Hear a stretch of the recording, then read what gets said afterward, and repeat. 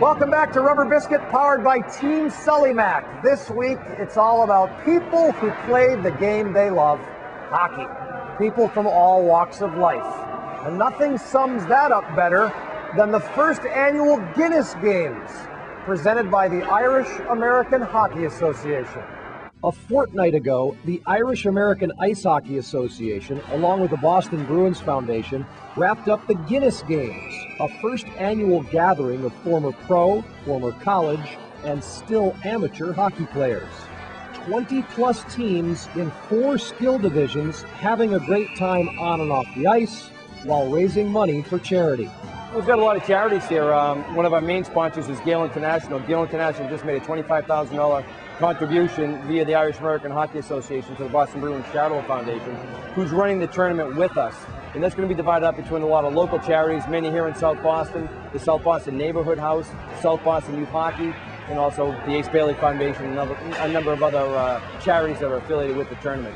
This, while keeping in mind another constant goal, growing ice hockey in Ireland.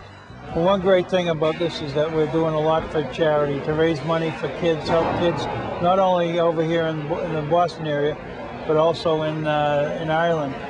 Ireland is the next, it's a virgin territory for hockey. Probably in the next 10 years, you'll see the Irish teams placing well in the national, international competitions, developing good players that come over here, play in prep schools, colleges, maybe even the American Hockey League, NHL someday, some real good, strong Irish players.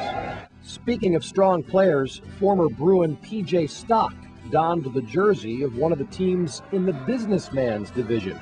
Hockey's one of those sports that, a little bit like rugby, you play the game, you play it really hard, and then the moment the game's done, everyone's buddies before the game starts. You hate each other once the game's on, and then the moment the game's over, you're shaking hands. And it was it's a great sport with great people involved, and that's why we used hockey probably as a focus for this, for the tournament, to raise some money. And the game could have got a little wild out there because those dropkick guys, they were cheating, hair pulling, sticking, kicking, and a lot of this, a lot of that. But it's good. Guys in hockey, it's a great sport. I got the word from Johnny Cusick last year at the show we played at the BU rink.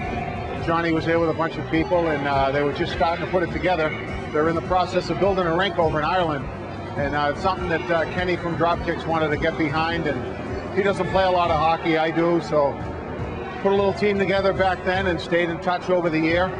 Told a lot of people about it, and it was a lot of excitement. We had a lot of the guys played college, semi-pro from the area of Boston, which, as you know, is a lot of us.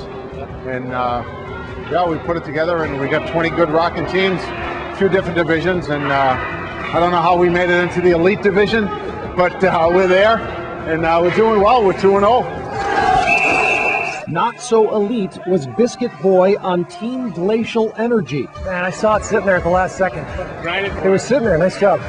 That guy did a nice job. He came back, lifted my stick just half second. What time do we pour Guinness?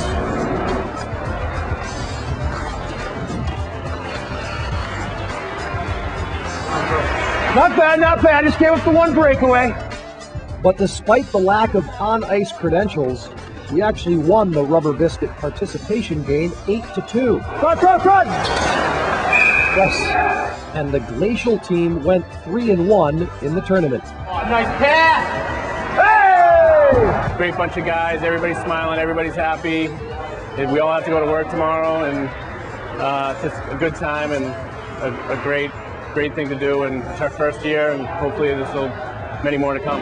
Next best thing to the games on the ice at the Guinness Games, the parties after. Back with more Rubber Biscuit powered by Team Sullymac right after this. Hey, it's time for the Bruins Back Check, presented by Sullivan and McLaughlin Companies. March 31st, 1991, Chris Knuckles Nyland sets a league record for penalties in a game with 10 in a 7-3 Bruins victory.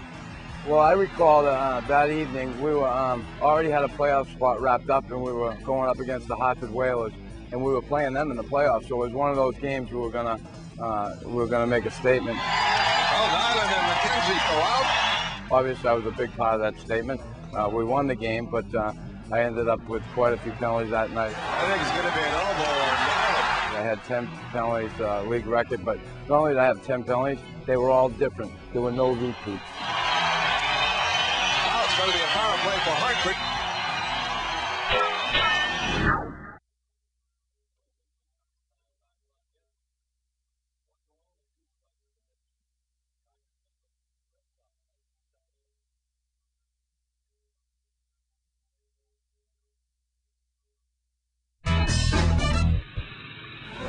That's a wrap on this hockey playing edition of Rubber Biscuit. The people who play the game, the people who love it. Thanks to the Glacial Energy team for letting us take a part in this. We'll see you next week. This is genuine proof that starting lineups don't mean anything in hockey. It's like you're trying to shoot a giraffe. Say, hey, my name is, I'm from... What is this going to be on? Rubber Biscuit on NESN. I like Rubber Biscuit. All right. What's Rob Simpson? Something's working, yeah. One more time. What's your name? I didn't get it. I'm Dave. Are you one of the correspondents? No, I'm just a behind-the-scenes guy. Got hands like a gorilla. Your favorite Bruins player is this, and whatever you want to say at the end. Go Bruins, hi mom, whatever. Oh, I gotta think about that first, man. Back on more Rubber Biscuit. Oh, sorry, I'll do it again. I'll do it again when I come back. All right, hi, my name is Dan, and my favorite Bruins player is Phil Kessel, because he's younger than I am, and he's the man. That's about it. That's good, good.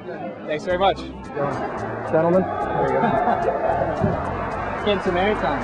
Heck yeah, FaceTime.